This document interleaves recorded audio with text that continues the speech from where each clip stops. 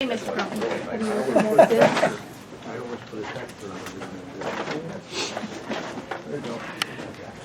All right, I've been doing a bunch of resin casting lately, Cindy and I and Divya, and just want to relate what I do with it and show you some of the things. You can cast about anything with resin. And I've seen people use macaroni and pencils and just about anything you can imagine. I've got a lot of these little bottle brush burls. Could you whisper, please? I've got a lot of these bottle brush burls. The trees that grow here they're all basically infected and have these burls growing on them. I've got 3 tubs with them in it from Hurricane Katrina and Wilma in 2005. They're very dry inside, are wonderful burls. I have some smaller ones. I always wondered what to do with them. I'd be making these little tiny bowls. But I found out they're perfect for casting them. I just glue them in a tube and then pour the resin in, get the plastic off, or cardboard, or toilet paper container, or you can put them in a bigger container. There's a lot of different ways to do it. So this is just what I've been doing lately. And a lot of people take cutoff of burls. Like you're doing a piece, and instead of turning the corners off, maybe you want to cut them off, and you'll have these neat pieces. We took some starboard, or even some just clear acrylic, or even wood, made a flat base, and a side that's up against, and you can make a shallow square pan and fill that with resin, and then turn this piece. You can do clear, you can add colors to it. This piece here was just with a colorant only, no pearlescent in it. This was a liquid. A guy does tabletops and things a few blocks from my studio. He made this. And that's using this kind of resin. Jim Carter up in the Palm Beach Club, he's up in Delray, was getting this epoxy resin from over in Venice, and that's the first one I tried. The 2-gallon kit is $110, and they do free shipping. This stuff is a mile from my studio over in Oakland Park. And this is, with tax, was $82 for the 2 gallons. Alumalite, I believe theirs is like $119 for the bigger kit. Some of them, this is mixed 50-50 by volume. And some of them, you get a little jar of hardener for the catalyst and a gallon of the resin, and you put in a few drops. There's a scientific procedure to follow. This is by volume. I've been doing it by weight, and equal weights. There's too much hardener in it, so the hardener runs out quicker, and this hardens up faster. And sometimes it cracked because there was too much hardener in it. So you can also buy that at West Marine. Yeah, West Marine, there's a West Systems epoxy. Yep. There's different epoxy resins. There's polyester resins. And this is E-Bond 1225 decorative resin. There's a part A and a part B. The B is the hardener. I was at the International Wood Collectors Society demonstrating. It's a couple weeks after the Florida Wood Turning Symposium up at Lake Yale near Leesburg, Eustis. And somebody had a piece of fern tree that they donated, and it was just rounded out, and it had the yellow wood in between. I was up at the Mounts Botanical Garden, and in their little thrift store back in the gardens, they had several pieces of this about that big and this tall, and they had put orchids on, because the fern trees were growing as ornamentals here. They grew about, I don't know, this tall with a black base with all this fibrous thing, and there's a core, and this was kind of hollow where the black is, and in the center there was nothing in there, so I put a wood plug in here only part way down because I wanted the bottom. These aren't done, these are just in process. And one of them I even had the excess resin. I want to make a domed lid out of this piece with a finial of some other kind. And we'll pass these around. And again, you can mix anything up to cast. But I've been doing the bottle brush burls. This piece only has the liquid drop colorant in it. I've been using this Pearl X powder. I mean, you can open it and look at it, just don't touch it because it doesn't come off very easy. It's a powder we put in with some pearl essence, and you can see in these samples we're going around, they have different patterns and really interesting stuff. Now I got that up in Deerfield at Jerry's Artorama. Yeah. I didn't know you owned art stores too. Yeah, I do. I don't know if there's any other ones around. It's on the southeast corner of Hillsborough Boulevard and Federal Highway. It's a big outfit. They're on the internet. They have stores. Yeah. Yeah. Now, Dick Blick has them as well. Alumalite, they sell their own resins and stabilizing compounds, and they sell a powder too. This is, I believe, the turquoise powder. And You know, Where you're getting the different coloring in here, that's coming from, well, the black is the fibers from the tree, got it. and the white is the the filler. white pearlescent powder that I put in the epoxy. you know, Lee, Thank you. if you want big quantities of that pearlescent, go to any auto paint store, and they sell, and you know, Oh, and you get a big bottle of it? A lot of cars got pearl, and when I had my shop, I had bottles of pearl like this, about this big around. It only takes a touch to, It's just a touch. Yeah, Yeah, it that's takes just a unbelievable. little bit. Blue, you can get red, you can get green, you can get. All right, I'll go look at that. Yeah, auto part, I think a bottle's about 40 bucks, but it's big. I mean, that would be enough for 5,000 Because gallons. this little bottle was like $5 up at Jerry's Artorama. And I don't if you remember really what got the into tiny it, you one can do it. was. It's made to be paint, you know. Yeah, and these little bottle brush burls, the bark on them is really interesting. It's kind of a reddish with white in there, and it's like fibers, and it kind of looks like bacon. I call them bacon burls. So we can pass these around. These aren't done yet. The finish isn't totally done on those. This piece, because you always have a little left over. And this is leftover resin I poured in to do some of the little stacking bowls. Let me And interrupt you one second, just one thing. Was this just a little drip, several drops of a dye in there? yeah, that's 4 different colors of the dye You in just there. mix it up, stirred it, and went.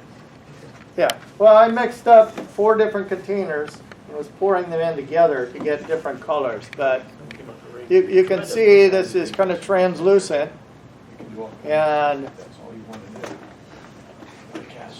I poured the leftover pieces with an intention of doing these little stacked bowls with different layers in, which makes them really interesting. Now, this green one, I didn't have the green dye, but it is yellow and blue mixed together, and I like.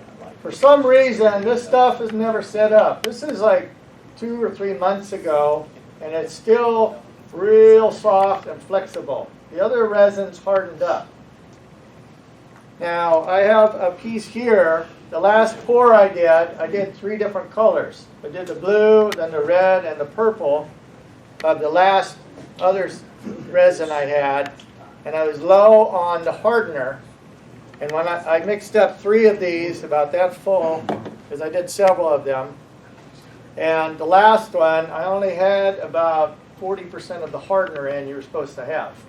So I tried to, before I put the color in, I tried mixing them and that, but the one, it didn't set up quite as fast. This took about 4 days before it got really hard. And I took it out of the mold, and they were melting out. The red is really hard, and the red was chipping out, so I think that actually had too much hardener in it. And the blue was perfect, and the purple had not enough, but it did eventually harden. Did it get hot when you got it? Oh, it got really hot. Yeah. That stuff was boiling. And now for the molds, I wanted to do round ones because I figure out making these things, you're wasting probably between 70 and 95% of the resin that you pour. If you're making a square mold, you're going to turn all them corners off unless you cut them off and try and use them for something else. So if I make a round mold that just barely fits my piece of wood or whatever I'm putting in there, It's nothing. I waste less of this stuff. And there's 2 gallons here. I can make a whole lot of these things. Now this one, I put tape over the bottom and just poured extra in. And I plan on just pouring extra resin in so this is full. And I'm going to take the bandsaw and cut the colors apart for my little laminated stack bowls. But you can use a toilet paper tube. You can use the cardboard tubes out of fabric. Now the cardboard tubes and that, you have to turn off. The PVC, it pops right off of that. You can put a mold release in too and probably pop it off too. See this one, I have a piece of wood with the tenon to go into chuck. I turn a little tenon that this piece fits on, and I glue it on with CA glue because it's only a temporary thing. Now you could turn the PVC off, but that takes time. So I just take and score it on the bandsaw and then just pop it like that, and the pieces come right off. Now this is the purple, and there are some air pockets in here because it didn't set up as fast, and I think some more air came out of the wood. And see, now I don't have to turn that off. You can find PVC pipe on the side of the road on bulk trash days. And I recently pulled some 3-inch stuff out of a dumpster of the plumbing store or the plumbing business around the corner from my studio. So this one's ready to go on the lathe and be turned. Now, No release agent in there. You didn't wax No, the inside. didn't do anything to it. But the cardboard tubes, you have to turn it off, and it's very abrasive. It kills the edge on your tools really fast. So I like using the PVC, even though I get one use out of it. I saw a YouTube video where a guy did that, and he took a plastic mallet and just whacked it, and it popped right out. So I think maybe he used a release agent, and maybe not. And the other It would just be wax or? Yeah, probably just wax. well, Something more there's serious. wax, but there's a coating that they use in art for molds and things. You can make silicone molds. Like if you wanted to pour your own pen blanks, they have silicone molds for pen blanks that you can buy. And you put your material in and then pour in your resin. You can make your own resin blanks. Now I found out on the other stuff I was using, on one about this size, this resin, as it cured and the bubbles came out, would drop about a 1/2 inch. So I had to figure on my piece, I want to fill this up a 1/2 inch over the top of my wood. But it's going to turn out nice however you do it. Okay, I have this burl, and it almost fits inside here. Sometimes I'll just go on the belt sander and knock off these high points to where it barely fits in. I'm going to turn this one off. Who is that masked man? Yeah. And you should always wear a dust mask when you're working on machinery, even if it's just this. There are better masks out, respirators. If you have any kind of lung issues, you got to take care of it. Just going to take a bowl gouge.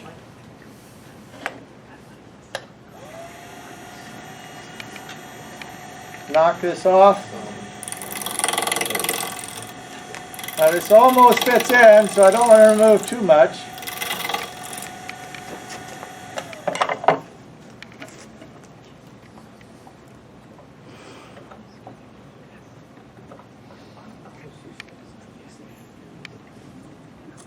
Okay, now that's perfect.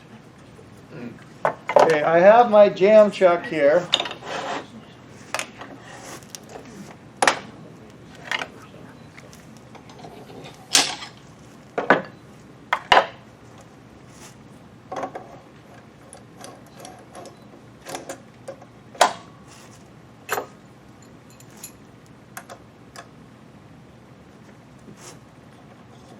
So I just take a scrap piece of wood.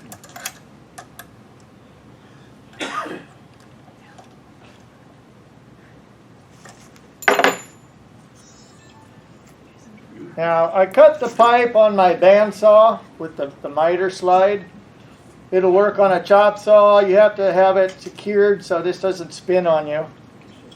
I know this end is true.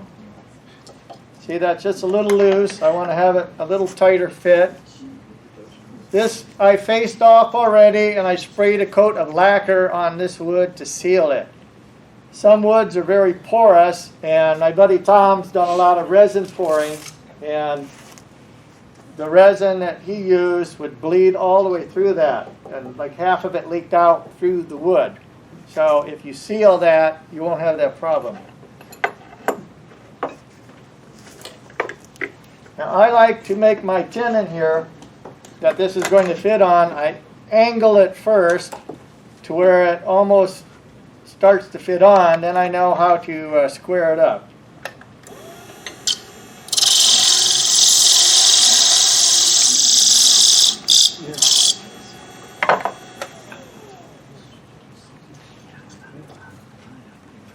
There, now that's snug enough to go on there.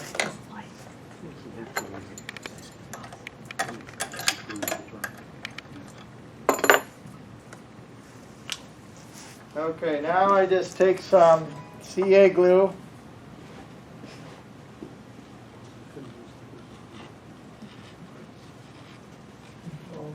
I want to get a seal all the way around. Hit it with the accelerator. Now remember, don't glue yourself to anything you can't pick up. I know somebody who did that. By the way, Jerry, D says hi. Now in here there's a little space, and I like to take the CA glue and drip it in and seal this inside edge too. I had one that leaked just a little bit.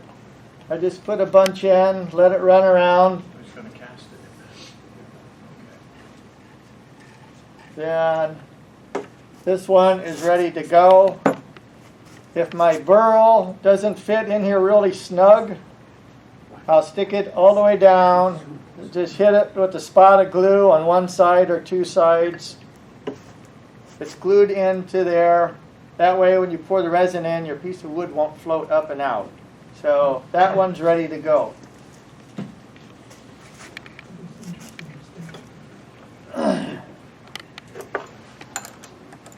Okay, now before we turn this one,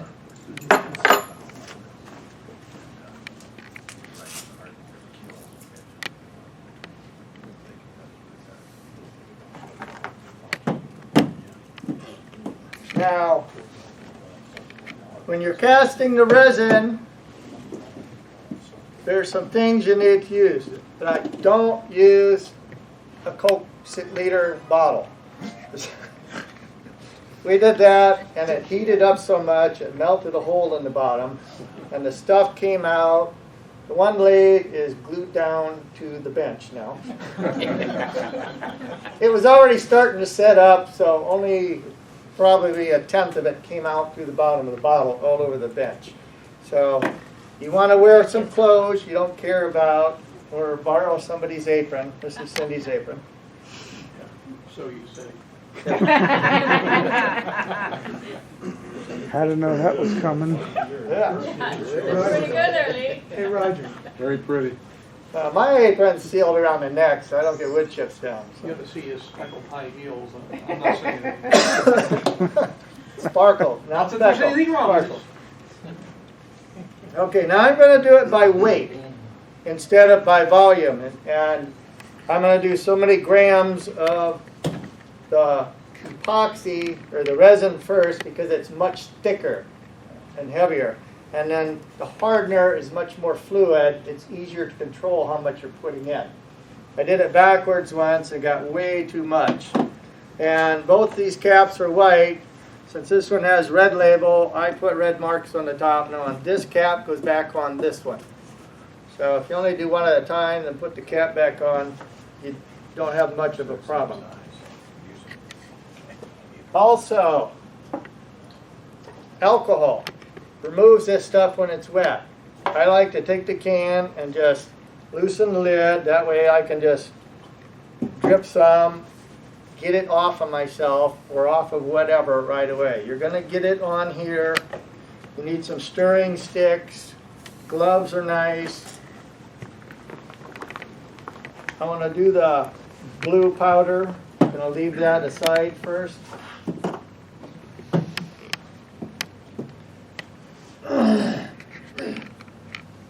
Now I can cast this one right here.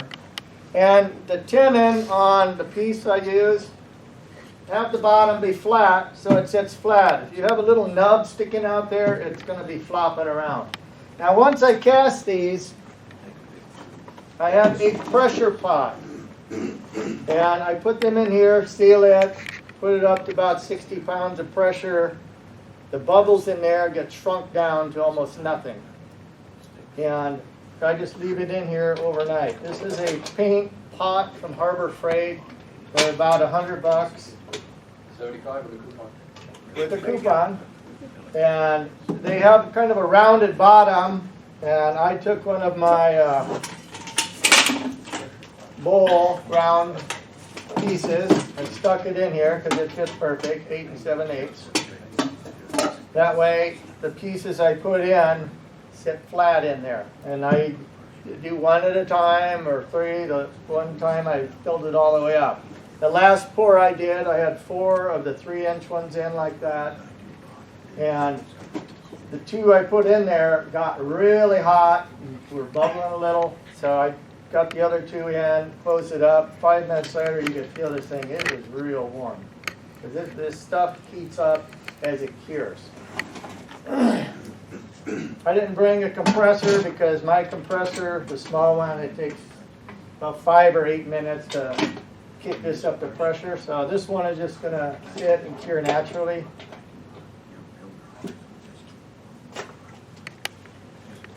So Have you tried using a vacuum instead?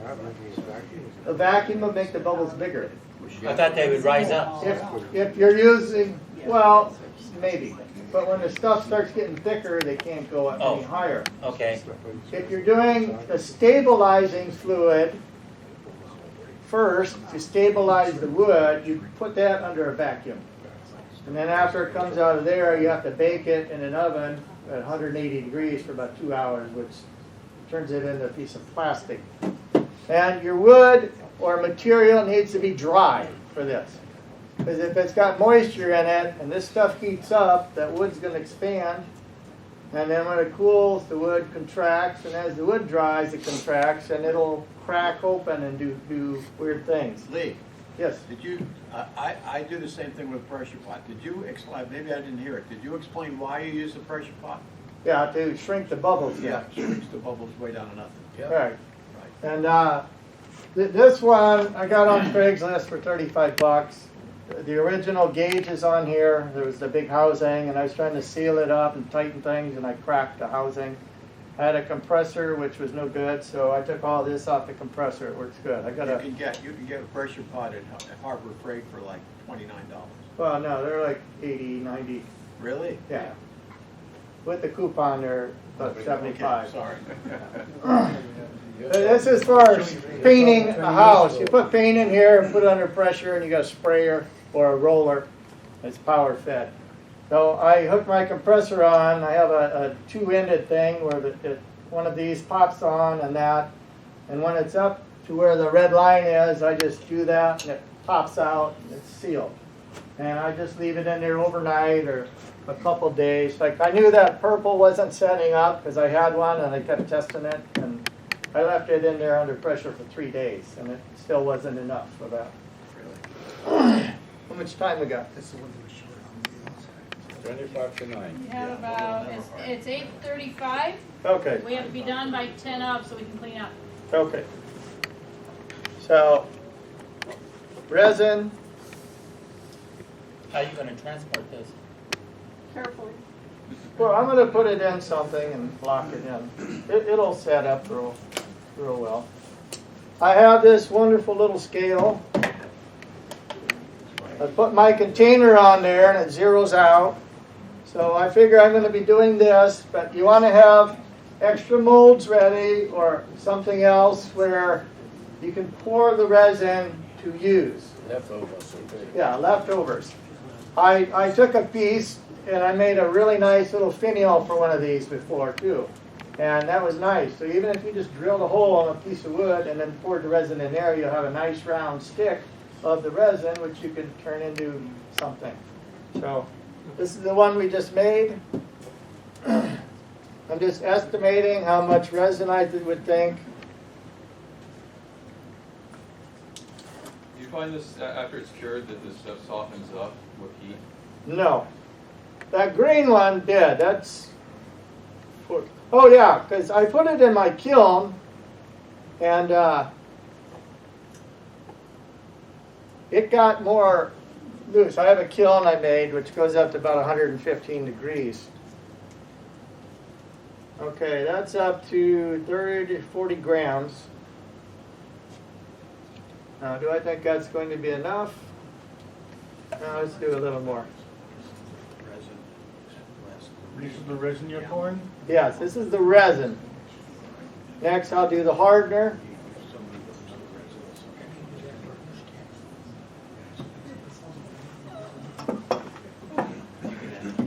Now, it usually doesn't make this much mess.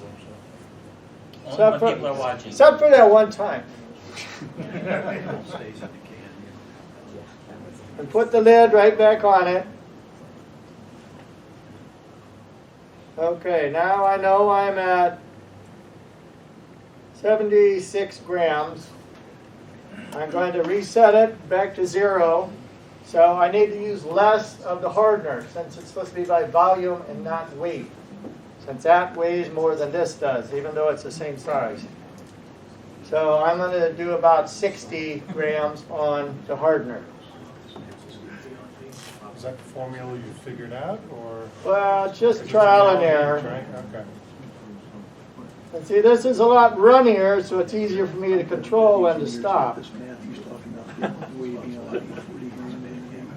Yeah.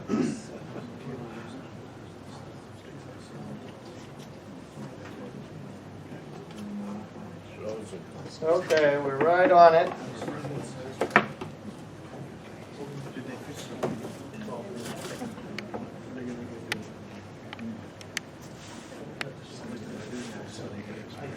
Just put you there. Okay, now this needs to be stirred up for about 2 minutes. And it's clear right now, and as I stir it up, it'll start getting kind of milky, cloudy. And then after about 1.5 minutes, it goes clear again. And the directions on there say use a flat bottom container, not one that's dimpled like that. And stir it up. You're going to whip some bubbles into it, but don't be concerned with that. I like the organic myself.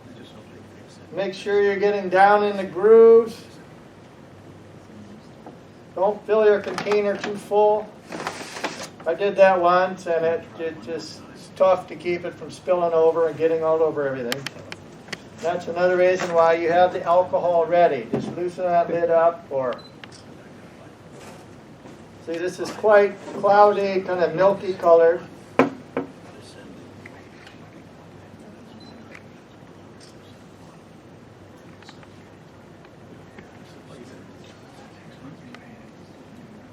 And then after it clears up, it's been a couple minutes, I'll put the colorant in.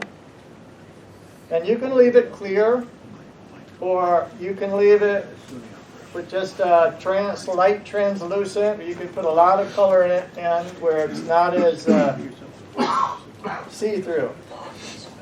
Cindy likes it where you could see into it a lot deeper, and I like them a little darker so the pearl essence shows more. How much time do you have? Well, it's starting to clear up right now. How much time do you have before it starts hardening? Oh, half hour to 40 minutes. If you do a bigger quantity, it's going to start in about 15 minutes. And it'll get hot a lot sooner. So I decided from the last batch, they were bigger ones, so there was a little bit more around the top of the burl.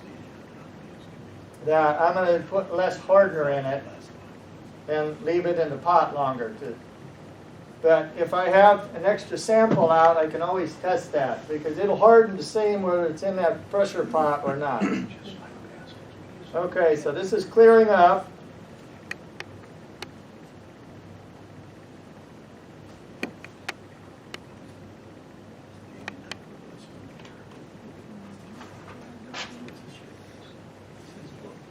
I want to take the colorant after I clean my gloves.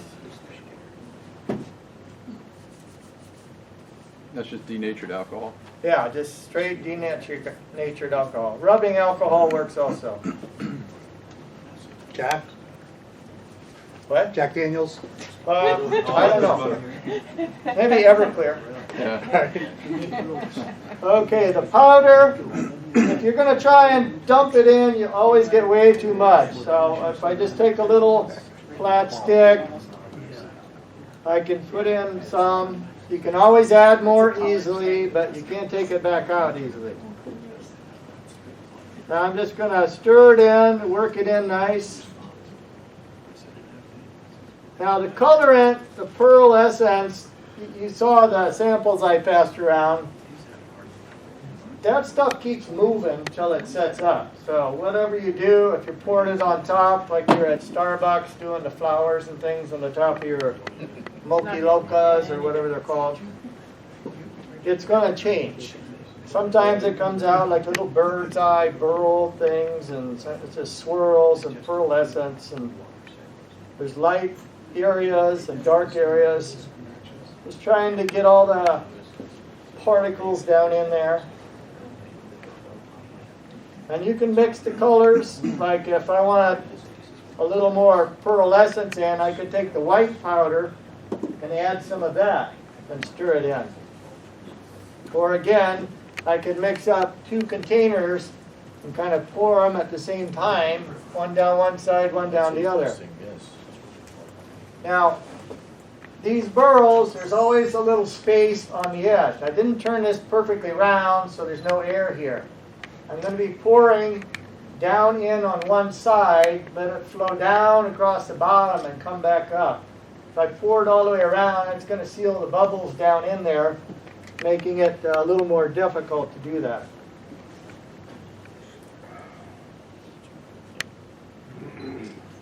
Okay, now this is good.